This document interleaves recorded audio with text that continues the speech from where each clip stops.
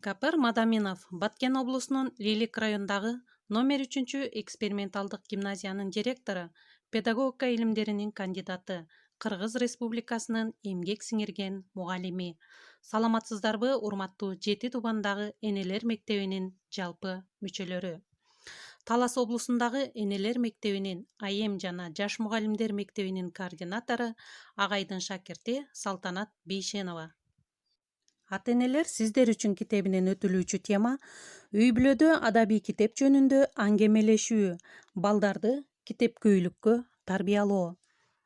Мен өзүмдөгү баардык жакшы сапаттар үчүн китепке милдеттүүмүн деп айткан экен Максим Горький. Балдарыбызды адамгерчиликтүү, ыймандуу, акыл эстүү, боорукер кылып тарбиялоонун бир чоң каражаты бул адабий китеп.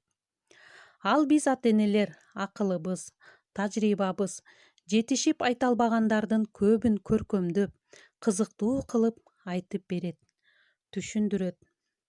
Адабий китептерди окуу менен балдар жашоонун терең мазмунун, бийик максаттарды, ага жетүүдөгү карама-каршылык, кыйынчылык жана башкаларды түшүнүп билет. Ошого ак ниеттүүлүк менен жетүүгө аракет кылат. Бирок өкүнүчтүүсү азыркы учурда биздин балдарыбыз телевизор, радио, магнитофон, видео деп дээрлик адабий китеп окубай коюуда. Буга маани берип, аларды багыттаган адам да аз. Мектепте мугалимдердин айтканы таасирсиз болууда. Бул жерде кеп маселе үй бүлөдө, ата-эненин мектепте, китепканачынын аракетинен да көз каранды. Бирок азыр үй бүлөдө балдарды китепти сүйүүгө тарбиялоо жөнүндө сөз кылмакчыбыз. Эң биринчи китептин маанисин ата-энелер өздөрү туура жана терең түшүнүүсү зарыл. Адабий китеп бул жөн эле бош убакта эрмек кылуу үчүн жазылган эмес. Ал жаштардын мыкты сапаттарга ар тараптан тарбиялоо үчүн автор тарабынан 5-10 жыл ичинде чоң эмгектин натыйжасында жазылып чыккан. Ата-энелер өздөрү мына ушуларды түшүнүп, китепти сүйүүнүн, ага кызыгуунун жана этият мамиле кылуунун үлгүсүн балдарына көрсөтүшү зарыл. Мүмкүн болушунча балдар үй бүлөдө ата-энелеринин китеп окуп олтурганын көрүүсү зарыл. Эгер окуган китептериңиздин кызыктуу жерлерин айтып берип, ой бөлүшүп жүрсөңүз, бул да өтө маанилүү. Анын мааниси өтө чоң. Китеп оку, болбосо таяк жейсиң, деп айтсак болбой калат. Ал үчүн мүмкүн болсо биринчиден өзүбүз үлгү көрсөтүүбүз керек. Болбосо көп окугандарды мисал келтирүүбүз керек балдарга. Экинчиден, үй бүлөдө атайын китепкана түзсөңүз дагы жакшы болот. Ал үй бүлөлүк китепкана, балдардын жашына ылайык, түстүү сүрөттөр, китеп, жомок, аңгеме, повесть, фантастика жана башкалар. Китептерди атайылып көп жылдап чогултуп, көркөмдөп жайгаштыруу керек. Бирок бул кооздук үчүн коюлган эмес.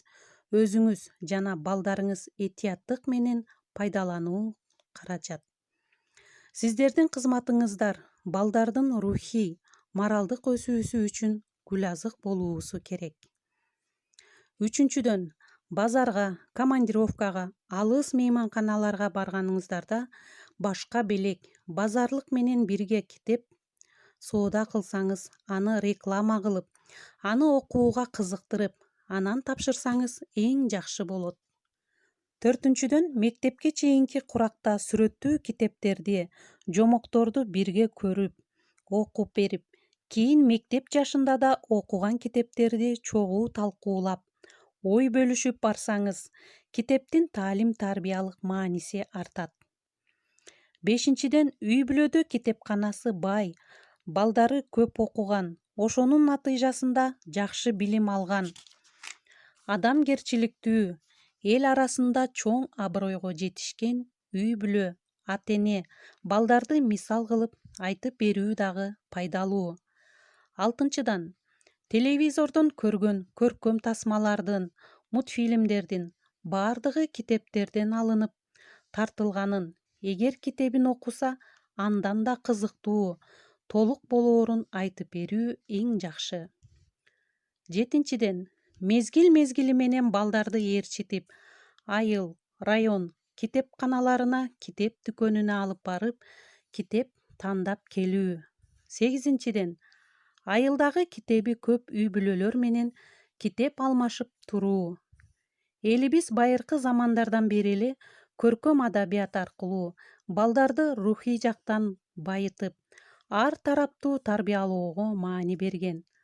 Ошол үчүн Манас эпосу, Курманбек, Эртештүк жана башка жомок, уламыш, легендаларды пайдаланган.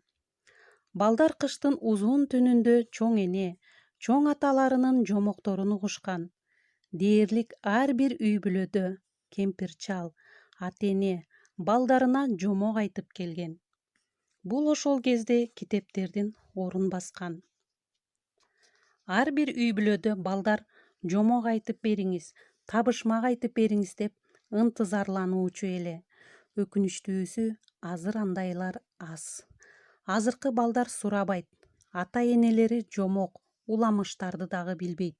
Мына, ошентип ата-бабалардан мурас болуп келаткан бай мурас, тарбия каражаты болгон жомоктор унутулуп баратат. Мүмкүн ошол себептүү биздин балдарыбыз ташбоор, мээримсиз, кайрымсыз болуп бараткандыр. Урматтуу ата-энелер, үй-бүлөдө адабий китеп жөнүндө аңгемелешүү, балдарды китепкөйлүккө тарбиялоо деген темабыз аягына келип чыкты. Көңүл бурганыңыздарга чоң рахмат.